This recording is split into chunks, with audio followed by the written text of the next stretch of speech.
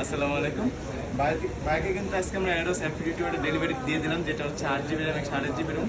মাত্র 16,000 টাকায় বাইক পছন্দের ফোনটা কিন্তু নিয়ে নিল। সাথে কিন্তু চার্জার, কভার এগুলো একসাথে আলাদা পারচেস করে নিতে হয়। তাই যারা যারা নিতে চান চলে আসতে পারেন আমাদের শপে আর নিয়ে নিতে পারেন আপনার পছন্দের ফোন।